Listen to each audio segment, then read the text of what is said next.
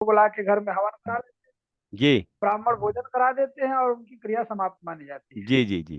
जबकि पूर्वांचल में हमारे यहाँ दशगात्र के दिन मलिन षोडशी, एकादशाह के दिन मध्यम षोडशी, और 12वें दिन जो है उत्तम षोडशी, फिर उसके बाद सपिंडन श्राद्ध, हम्म। उसके बाद घर में पंचदेवता का पूजन, हवन इत्यादि और शय्यादान का हाँ बिल्कुल विधान है। बिल्कुल बिल्कुल। तो इसमें कौन सा अच्छा है, मतलब पूर्वांचल में जो प्रचलित है, यहाँ जो हो रहा है? देखिए, हम और आप तो तय नहीं करेंगे, शास्त्र तय करेगा उत्तम क्या है।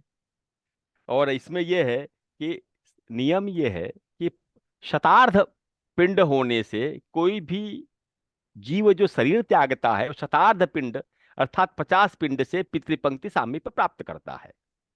जी।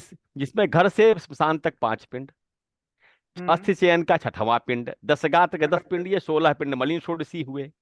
मध्य जी षोडशी जी। का 16 पिंड, उत्तम षोडशी के 16 पिंड, एक हम्म। महिको एक आद्य श्राद्ध, और उसके शव विशुद्ध्यर्थ, और 50वां जब जब प्रेत पिंड का जो लंबा पिंड होता है पितृपंक्ति में मेलन, ये 50वां पिंड है। हम्म। जब तक ये 50 पिंड संपन्न नहीं होंगे तब तक जी। वह प्रेत, जो प्रेत नाम जो सपिंडीकरण के अंतर, तब तक हम प्रेत ही तो कहते हैं उसको। हाँ बिल्कुल बिल्कुल। संकल्प में प्रेत ही कहा जाएगा, क्योंकि जब तक पितृपंक्ति मेलन नहीं होगा तब तक वह प्रेत ही है संकल्प आदि में। इसलिए जी। चाहे उत्तर हो चाहे भारत हो, दक्षिण हो चाहे कुछ भी हो, जब तक वो प्रेत पितर नहीं होगा तब तक रहेगा प्रेत ही। और इसीलिए आप देखते हैं कि यहां से पश्चिम चले जाइए, मैं तो बड़ी विडंबना है कि जगह जगह घर में अब लोग प्रेत को पिंड बना के बैठाने लगे हैं। क्यों? प्रेत ने घर में पूरा व्यापक स्थान ग्रहण कर लिया है। क्यों? क्योंकि क्रिया संपन्न न होने से कुल कुल में प्रेतों का वास पश्चिमी उत्तर प्रदेश में हो गया है। मैं अभी आगरा इत्यादि तमाम स्थान भ्रमण करके आया हूँ, कृत संपन्न नहीं होता। अभी उन्नाव में जहां चालू कराया, 3 पीढ़ी से वहां पितृकर्म लोप है, ब्राह्मणों के यहाँ, पूरे गांव के गांव। अभी चालू कराया है 1 साल से। ये पूरा कृत जरूरी है। अगर वह कोई व्यक्ति ऐसा नहीं करता तो उस वर्ष के तीसरे साल से अपने कुल में दुख भोगने के लिए तैयार रहे। और वो होता है, परिणाम में मैंने देखा है, और सब प्राय सभी के यहाँ देखा है मैंने। इसलिए मैं 50 पिंड अवश्य करणीय है। उनको समझाओ तो कहते हैं, अरे पंडित जी आप लोग पूरब के हैं, आपको क्या पता है, इधर नहीं, का यही पूरब नहीं, चलता है। मैं पूरब या कहा, पश्चिम नहीं, मैं उनसे "चलो।" कहिए पूरा पश्चिम, हमने वो कहा आपके, हमने कहा हमने कहा गरुड़ पुराण कोई पूरब पश्चिम थोड़ी होता है, वो तो पुराण है, उनसे उसी के उनसे हिसाब से तो कहिए, कर्म होते उनसे कहिए उस पंडित को बुलावे। अरे पूरब, पूरब में क्या सूरज देखते नहीं चलते हैं क्या? पश्चिम में चंद्रमा देख के थोड़ी चलते हैं। हैं। वो यहाँ भी तो वैसे ही चलते हैं, हमारी भी आंख ही से चलते हैं, आप लोग पैर से तो चलते नहीं है आप। सही है। जब जब शास्त्र सर्वोपयोगी, हमने प्रेत प्रेत नहीं देखा, हमने पितृलोक नहीं देखा, शास्त्र हमारी दृष्टि है, यदि हम नहीं करेंगे तो हम भोगते हैं। हम्म। हाँ। सही है। और दिखा गया परिणाम जीवन में प्रत्यक्ष दिखता है। इसलिए शतार्थ पिंड। उसके अलावा एक और चीज ध्यान देने योग्य है कि जिन कुलों में असामयिक मृत्यु हो जाती है उनके 56 पिंड होते हैं, क्योंकि 16 कितने? पिंड, उनके 16 पिंड नारायण बलि वाले पड़ते हैं, अन्यथा हाँ जिसका, हाँ, नारायण वाली की होती है। जी हाँ, जिसका क्यों? क्योंकि प्राण उत्क्रमण पद्धति से जिसका प्राण निकलता है उसका अतिवाहिक शरीर बनता है। पिंडों से, पिंड से जुड़ के सूतक क्या होता है, कहा 10 दिन तक अतिवाहिक या सूक्ष्म शरीर धारण करने वाला प्रेत अपने पिंड अर्थात 7 पीढ़ी से जुड़े हुए लोगों से प्राण चैतन्य का आकर्षण करके ऊर्ध्वलोक गमन हेतु अपने वायवीय पिंड का निर्माण करता है। अतः उतने दिन प्रेतों से संबद्ध होने के कारण 7 पीढ़ी तक सूतकों के प्रेतों से जुड़ा रहता है। जो तत्काल पिंड वाले हैं उनसे ज्यादा प्राण ग्रहण करता है, जो 7वीं पीढ़ी वाले उनसे प्राण कम ग्रहण करता है, लेकिन प्राण ग्रहण करके उससे पिंड बनाता है, वही पिंड वही शरीर गमन करता है। इसको अतिवाहिक शरीर कहते हैं, योग वासिष्ठ आदि में आप देख सकते हैं। तो वो जो सूक्ष्म शरीर है, उस वह जो आकस्मिक जिसकी मृत्यु हो गई है उसका प्रेत जो शरीर है वह सूक्ष्म शरीर में रूपांतरित नहीं हो पाता है। इसलिए नारायण बलि करने के बाद देव सन्निधि दे के उसके भाव में परिवर्तन करते हैं। कैसे? पर प्रश्न आता है कि कैसे कर सकते हैं भाई, पिंड तो यही फेंक देते हैं हम लोग, और परिवर्तन कैसे होता है? अरे भाई, रुपया भी तो इसी बैंक में जमा करते हैं, अमेरिका में डॉलर निकाल लेते हैं, वो तो यहीं रह जाता है। तो जिस ईश्वर ने हमें बनाया वो ये व्यवस्था बना सकता है। जिस मनुष्य मरा सकता है, और मनुष्य को जिसने बनाया वो व्यवस्था नहीं बना सकता। वो वो सृष्टा है, वो हमारे विचार में ऐसा करता है, तुमने कर लिया। तो आशा यह है कि जब उस भाव से, उसके मनुष्य के भाव से वो पिंड जुड़ता है, तो जब वो भाव करते हैं, जैसे सूक्ष्म, जैसे जो प्रेत शरीर वो सूक्ष्म होता है, जैसे जो स्वप्न शरीर में घूमते हैं, जिससे खाते हैं पीते हैं, वेदांत दर्शन पढ़िएगा, सूक्ष्म शरीर जो है, उ, उ, उस लोक में सूक्ष्म लोक का पिंड होना चाहिए, जागृत पिंड नहीं होना चाहिए। तो भावना रूपेण वस्तु, अब मनुष्य के अंदर बिना वस्तु दिए भावना तो उत्पन्न होगी नहीं, वस्तु देंगे तभी भावना उत्पन्न होगी। हम ऐसा नहीं चाहते कि हम आपको दे दिए बने मने चाय पी ले, ऐसा नहीं हो सकता। भावना बिना दिए भी मिल जाती है, हमने देखा नहीं मनसाम समर्पयामी। लेकिन विकसित लोगों के लिए, सामान्य व्यक्ति जब भावना देता है तब भावना उत्पन्न होता है, तभी वो भाव प्रदान होता है। इसलिए मनुष्य को कहा है कृत्य के साथ वाक्य का प्रयोग। आप देखेंगे अंतर्गम सात प्रकाश में, जब वाक्य भी वाक्य मिच्छन्ति, पितरा वाक्य मिच्छन्ति, पितर लोग वाक्य की भी कामना करते हैं। जैसे अपने परिवार वाले हैं ना, देवता कल्पना कर लो भाई समर्पयामी, परिवार वाला कहते हैं कि निमंत्रण भी दो पत्र और कहो भी, निमंत्रण पत्र दे के भूल मत जाओ हो। इसी प्रकार पितर हमारे प्राण के निकट होते हैं, इसलिए कल्पना करते हैं। इस प्रकार जब भावना करते हैं तो प्रेत की वेदना पूर्ण मृत्यु के द्वारा, जो वेदना अत्यंत अकारण मृत्यु में वेदना बहुत होती है, उस वेदना के समान होने से वह सामान्य होकर तब प्राण ग्रहण करता है, तब उसके 56 पिंड होते हैं, तब वो सूक्ष्म शरीर से आवागमन कर पाता है। नारायण श्रीमान। ठीक, धन्यवाद जी आचार्य जी, प्रणाम। जी प्रणाम गुरु जी, मेरा नाम प्रिय शुक्ला है। जी मैं एक इंजीनियर हूँ। अपने दैनिक संध्योपासना के विषय में अधिक ज्ञान लेने के लिए मैं यहाँ जुड़ा हुआ हूँ। जी जी एक मेरा जिज्ञासा है इसी संदर्भ में कि जो जी श्राद्ध कर्म है वह जी किस किसको करना चाहिए? जैसे यदि पिता जीवित हैं तो अपने हम्म। दादी बाबा इत्यादि का श्राद्ध कर्म उनके पौत्र कर सकते हैं, या जो पिता जीवित हैं उनको करना चाहिए? लिखा है कि जिसके ऊपर पितृपंक्ति न हो वह श्राद्धाधिकारी होता है। जी जीवित पितृ पितृकर्म न करे। जी जीवित पितृ पितृकर्म कब कर सकता है? जब कोई पितर हमारा जो पितृकर्माधिकारी शैया पर है, मरणासन्न है, अशक्त है, पीड़ित अच्छा। है, विक्षिप्त है, या सन्यासी हो गया है, या लुप्त हो गया है, प्रवास में चला गया, पता नहीं चला, तो जी जी जो जीवित है उनकी अनुमति से पितृकर्म कर सकता है। जैसे इसको कैसे समझिए कि कोई अतिथि आ रहा है, पिता का जी अतिथि है, और वो पिता सैया पर हैं या पिता रुग्ण है, तो स्वागत क्या हम नहीं करेंगे, लेकिन उनकी बिल्कुल भी। अनुमति से करेंगे। जी जी जी और इसका परिणाम मैंने पाया, इस तरह करा के कर्मकांड का परिणाम। या कोई नास्तिक, नास्तिक धर्म के दृष्टिकोण मृत है, किसी के पिता लोग नास्तिक हो गए हैं, जी तो नास्तिक धर्म के दृष्टिकोण में जीवित नहीं है, मृत है। जी वो उन पितरों के लिए, तो अपने हमारे बाबा के लिए हमारे पिता नहीं कर रहा तो हम नहीं करेंगे, तब करेंगे। जी जी। जी। किंतु यदि वो सक्षम है और तो आस्तिक हैं तो उनको करना चाहिए। कर, उन्हीं को करना चाहिए, उनको नहीं उनको ही अच्छा करना अच्छा। चाहिए। जी जी। अच्छा, यदि पिता की अनुपस्थिति की दशा में हम्म। कोई जैसे किसी के 3 से 4 मतलब ज्यादा बच्चे हैं, दो हाँ से ज्यादा हैं, तो जी। क्या सब लोग कर सकते हैं या किसी या बड़े अथवा यदि छोटे को करना चाहिए? यदि सबकी आजीविका और संपदा एक साथ है, भोजन एक साथ बनता है, एक साथ रहते हैं, तो ज्येष्ठ करे। यदि सबकी आजीविका विभक्त हो गई, ज्येष्ठ संपदा करे। विभक्त हो, संपदा विभक्त, चूल्हा पे एक चूल्हा है तो सब अकेले करे, जी। एक अच्छा। व्यक्ति करे। यदि चूल्हा बट गया है, सबकी आजीविका भिन्न भिन्न है, जी तो भिन्न भिन्न कर, इसका प्रमाण है मैं आपको भेज दूंगा झा जी को। जी जी, बहुत सुंदर। इन धन्यवाद। श्राद्ध कर्म प्रणाम में जी। मैंने कुछ पद्धति ग्रंथों में पढ़ा है, जी धर्मशास्त्री ग्रंथों में, जी। कि चारों, यदि 4 भाई हैं तो चारों को समान अधिकार है, हाँ जी हाँ जी। अधिकार समान जी है, हाँ, अधिकार से जी वंचित गुरु जी। किसी को नहीं अधिकार किया वंचित गया नहीं है, है। बिल्कुल सही है। जी और जी गुरु जी। किसके न होने पे कौन अधिकारी, ये भी प्रमाण है। स्त्रियां जी कन्या जी सब कुछ प्रमाण है, किसके पूर्व पूर्व के न होने पे उत्तर उत्तर प्रमाण है, वो भी जी। श्लोक है, वो प्रमाण हम लोग दे देंगे कभी। ये कृत्यसार समुच्चय इस जी जी पाठ्यक्रम में मैं रखा हूँ, जी जी कि जी जी कृत्यसार समुच्चय में उसमें श्राद्ध का भी एक प्रकरण, वहां सब जी कुछ है। उसमें पहले मांस कृत्य है और उसके जी बाद और सभी है। जी जी तो श्राद्ध कृत्य में वो वर्णन आता है, दाहादि विचार से लेकर के सब हम्म, कुछ। जी जी एक चीज और है, ये जो हम्म, प्रातः काल जी जी ये संध्या हुआ, तर्पण हुआ, नित्य कर्म में जो आते हैं, तो जी नित्य कर्म में जो तर्पण आता है उसमें पितृ तर्पण है, हाँ जी, तो वो तो करेगा, वो हर करेगा व्यक्ति जी। करेगा। हाँ बिल्कुल। तो वो आवाज तो नहीं आ रही। पितृ कर्म हुआ। हाँ पिता जीवित हैं तो भी।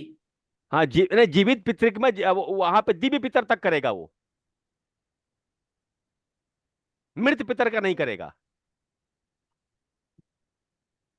नारायण। जीवित जीवित का करेगा उस समय। नहीं, जीवित पितर का नहीं करेगा, केवल दिव्य पितर का करेगा वो। दिव्य का अच्छा। करे। दिव्य का करेगा, जो नित्य, जो पितर लोक में पितृलोक के नित्य अधिष्ठात्री देवता है और प्राणी मात्र के पितर है। क्यों? पितर देवताओं के, मनुष्य के अलावा देवताओं के पितर काल ऋषिभ्यो, मनु देखिए, ऋषिभ्यो अरे माँ पितरो, आदि जी जी का। ऋषिभ्यो पितरो जाता, पितृभ्यो देव मानवा। पितरों से देवताओं और मनुष्यों की दो श्रृंखला पैदा हुई है, मतलब देवता देवता भी पितृ पूजन करते हैं, श्राद्ध आदि करते हैं। जी जी जी। इसलिए दिव्य पितरों की पूजा करनी है हमको, वहां तक जो भीष्म जो तर्पण जीवित पितर है। करेगा। जी जी। भीष्म तर्पण करेगा। हाँ वो उनका भीष्म का वो तो प्राणी मात्र के हैं। जी। हाँ जी। गुरु जी, ये सूर्य को अर्घ देते समय उसी समय ये तर्पण कर सकते हैं पितृ का प्रतिदिन? श्रद्धा श्राद्ध संध्या करने के अनंतर संध्या का अंग है, ब्रह्म कर्म का अंग है, वो अलग से करेंगे आप, तर्पण अलग ही करेंगे, वो नहीं करेंगे ना, वो जी एक कृत्य करें। जी। अरे भाई, जय हो राम खुदैया की मत करो, राम की अलग करो, खुदा की अलग करो। है ना? जी जी क्यों? क्योंकि दो मार्ग है ना। देखिए, अग्नि जी की दो पत्नियां, जी स्वाहा स्वधा। स्वाहा हव्य ले जाती है, सुधा कव्य ले जाती हैं। यहाँ से जो जी। लेती हैं वो स्वाहा है, और यहाँ से जो ले जाती हैं वो स्वधा है। तो जब स्वधा है। अंगुष्ठ मूल का प्रयोग होगा जब पितरों को देंगे आप, और यहाँ से तो स्वधा देवे स्वधा। यहाँ से केवल नांदी मुख पितरों को मिलता है। तीन प्रकार के पितर होते हैं। प्रेत पितर जो मनुष्यों के योनि में है, जी फिर अंतरिक्ष से ऋतु पितर, उसके बाद है नांदी मुख पितर। जो हमारे जी प्रेत पितर नांदी मुख हो गए हैं, वो अपसभ्य नहीं सभ्य रूप में पूजित किए जाते हैं विवाहादि में। और वो इतने दिव्य होते जी। हैं कि जब विवाहादि में आ जाते हैं तो उनके आने के बाद, अर्चना होने के बाद, कोई व्यक्ति मर भी जाए तो सूतक तब तक नहीं लगेगा जिस कृत्य में वो आए हैं वो संपन्न ना हो जाए, उसके अंतर संपन्न। उसके तुरंत, क्योंकि नांदी मुख है तो व्याप्त नहीं होने देंगे, और कृत्य संपन्न होते जी ही सूतक व्याप्त हो जाएगा। जी जी जी जी श्रीमान। जी आचार्य जी जी। प्रणाम। धन्यवाद। हाँ नमो नमः जी। जी आचार्य जी, एक मेरा प्रश्न जनना शौच को लेके था। पहले जी पहले अपना नाम बताएं। जी, मैं विकास कोठारी बोल रहा हूँ आचार्य जी, उत्तराखंड देहरादून से। आप हमारी दूसरी कक्षा में है क्या कभी? जी जी जी जी। अच्छा अच्छा ठीक है। हाँ जी। जी आचार्य जी, जैसे अभी जनना शौच हो जाए, किसी बालिका का जन्म परिवार में हो जाए, तो जो जैसे 11वें दिन जो शुद्धिकरण इत्यादि का जो होम होता है, उस दिन जैसे मंगलवार इत्यादि पड़ता है, तो क्या 11वें दिन ही नियत होता है या फिर उसके अन्यत्र कर सकते हैं? इसका क्या? सूतक खत्म हो गया तो अगले दिन दिन जी थोड़ी देखा जाता है। जी अशौच खत्म होते ये दिन थोड़ी देखेगा, जो कहते हैं यार हमारे यहाँ बच्चा 10 दिन हो गया और द्वादशा शनिवार या मंगलवार को पड़ रहा है, या 10 गात्र मंगल को पड़ तो बाल नहीं बनवाएंगे। अरे भैया, अशुभ जी होने के लिए मंगल का विधान है, उससे बड़ा अशुभ क्या है? कोई मर गया है, उससे तो मुक्ति मिल रही है। इसलिए अशौचादि में दिन का विधान नहीं, कहीं साथ दिन नहीं लिखा है। दिन की संख्या लिखी है, दिन का नाम नहीं लिखा है। जी। जी जी श्रीमान। और जैसे फिर उसमें नामकरण इत्यादि, जैसे बालिका हो तो क्या 11वें दिन ही नामकरण, जैसे अब मंगलवार पड़ रहा हो? 11वें दिन ना करो तो मुहूर्त वाला अगला दिन मुहूर्त देख लो, अगल बगल तो मुहूर्त जी मिल ही जाएगा आपको। जी। और जैसे आचार्य जी जल सूतिका वगैरह का होता है, जैसे ये चैत्र मास इत्यादि आरंभ हो रहा हो, तो तो क्या करना? मतलब इसमें चैत्र इत्यादि में जल सूतिका वगैरह कर लेते हैं कुछ ऐसा, या उसमें निषेध? स्नानादि। एक एक मास के लिए जल सूतिका, जैसे पंचांगों में जल सूतिका का मुहूर्त रहता है, तो वो जल हाँ, सूतिका समझ में नहीं आया। हाँ जी, वो क्या चीज है जल सूतिका? हाँ जी। जल सूतिका शब्द हमको भेजिएगा, जी किस संदर्भ में दिया है, क्योंकि शब्द भिन्न धर्मशास्त्र में कुछ कुछ भिन्न भिन्न नामों से होते हैं। जल सूतिका क्या है? जी बस ये कि वो स्त्री सपाद मास तक, चूंकि चूंकि शरीर उसका प्रसव द्रव्य से व्याप्त रहता है, इसलिए अन्य ये कर्मों में वह करने की अधिकारिणी नहीं होती है। जी ये जी होता है। जी। जी आचार्य जी, धन्यवाद। जी श्रीमान, अब हम लोग कक्षा का गुरुजी गुरुजी जी प्रणाम। मैं जी अंजलि नमो बोल नमः। रही हूँ जी मुरादाबाद से। जी गुरुजी मेरी एक जिज्ञासा है, जी जैसे कि आप कहा कि आजकल अमूमन हम घरों में देखते हैं, घरों में क्या अमूमन आजकल पितृदोष एक बहुत ही बड़ी प्रॉब्लम आ गई है कि अधिकतर कुंडलियों में दिख ही जाता है। जी जी तो हम जब किसी भी पंडित के पास जाते हैं या पुरोहित मतलब जाते हैं, तो वो कहते हैं कि आप त्रिपिंडी श्राद्ध करवा लीजिए, हम्म तो आपको इस दोष से मुक्ति मिल जाएगी या शांति मिल जाएगी। तो ये जो पिंडी श्राद्ध है, ये कहाँ तक श्रेयस्कर है और इसे किस तरह से, किस पंडित से, किस स्थान पर, जैसे कुछ कहते हैं कि बनारस में श्रेयस्कर होगा या प्रयाग में कराइए या हरिद्वार में कराइए, तो मतलब इसका क्या बेनिफिट्स होगा, क्या ये वास्तव में हमारी मतलब सुख समृद्धि के लिए करवाना उचित है, या मतलब इसके विषय में मुझे थोड़ा जिज्ञासा थी। यदि यदि पितृदोष अनुभव के रूप में हो रहा है तो, और ज्ञात नहीं है कि कौन सा ऐसा प्रेत है या पितर है, क्योंकि यदि बार बार संकेत स्वप्नादि के रूप में मिलता है, लोग भोजन करते हुए स्वप्न में दिखाई दें, अकारण मन खिन्न हो जाया करे, कभी खूब भूख लगे कभी भूख न लगे, आजीविका का विनाश होने लगे, कभी अपयश अचानक हो जाए, पति पत्नी भाई भाई में द्वेष हो जाए, कन्या अपने ससुराल गई वहां उसका विवाद होने लगे, पुत्र संतति के उत्पन्न होने में प्रत्यवाय होने लगे, मन खिन्न होने, जब भी मंगल कर्म का प्रकरण आवे तो विघ्न होने लगे, विवाहादि में विलंब हो, संतान प्राप्ति जब गर्भ में आए तो गर्भ में गर्भवती स्त्री को शारीरिक वेदना की मात्रा ज्यादा हो, बार बार गर्भस्राव आदि हो, इस तरह के कृत्य जब बारंबार संपन्न होने लगे तो पितर दोष की संभावना शास्त्रों में कही गई है। और पितर दोष बड़ा सुंदर शब्द है, वैसे है प्रेत दोष। पितर जी दोष नहीं होता, पितर तो देवता होता है। जी जी आजकल लोगों को भयग्रस्त मतलब लोग समझते हैं प्रेत कर दिया, मैं इतना पुण्यात्मा हूं, मैं प्रेत दोष कैसे मुझे हो सकता है। तो जी जी इसलिए उसको लोगों ने बड़ा सुंदर शब्द दिया है, पितर दोष। तो पितर दोष नहीं है, वो प्रेत प्रकोप है। पितर कोप हो सकता, पितर दोष नहीं हो सकता। जी जी तो वे प्रेतादि दोष जब होता है, प्रेता दोष कब होता है, कोई अधोगति प्राप्त जीवात्मा है या कई कई गर्भपात, किसी ने जानबूझ के भ्रूण हत्या गर्भपात आदि किया जाए, अगर तृतीय मास के बाद विशेष रूप में गर्भपात जानबूझ के किया गया तृतीय मास तक, तो भ्रूण हत्या का तो कहा है, भ्रूण हत्यारे का चेहरा देखने पे चंद्रायण व्रत करना चाहिए, गर्भपात कर दिया है तो वो प्रेत योनि में जीवात्मा अपनी माता को उदर संबंधी और स्त्री संबंधी रोग देता है और पिता को पीड़ा देता है, रक्त आदि विकार देता है। ये मैंने व्यवहार में पाया, वो बता रहा हूँ, किताब ग्रंथ तो बाद की बात है। तो उसके लिए अब ज्ञात है कौन, अब ये अज्ञात है कौन सा गर्भ है क्या है।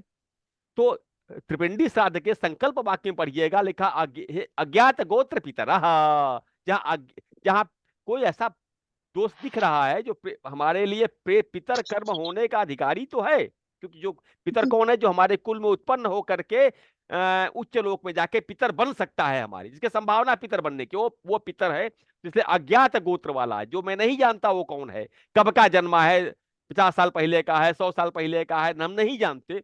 तो अज्ञात गोत्र जिसका है उसके लिए त्रिपिंडी श्राद्ध है, और ज्ञात गोत्र वालों के लिए नारायण बलि है।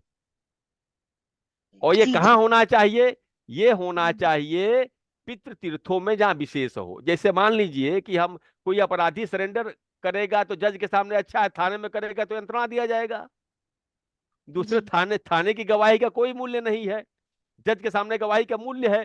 तो घर में भी होता है, शिवालय में भी होता है, नदी तीर्थों पे भी होता है, लेकिन जितना अच्छा पितृ तीर्थों में होता है या जहाँ पिशाचत्व से मुक्ति होती है वहां होता है, सर्वोत्तम होता है।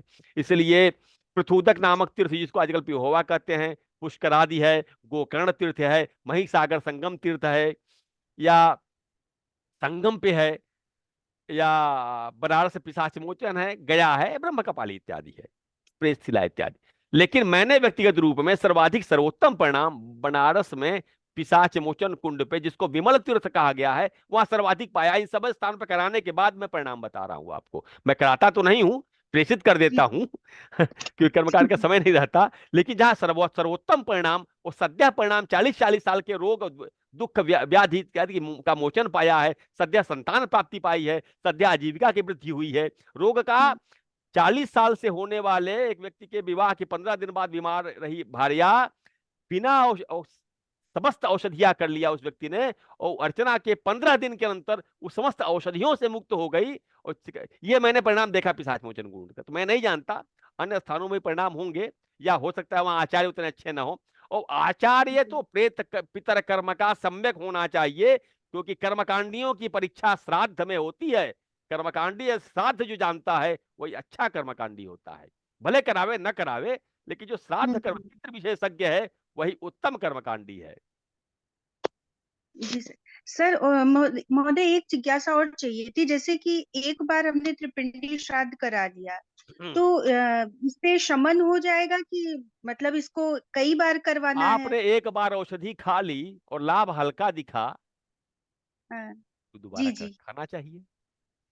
औषध ये अच्छा। कोई स्टाम्प पेपर पर तो लिखा नहीं है कि हम लाभ हो गया।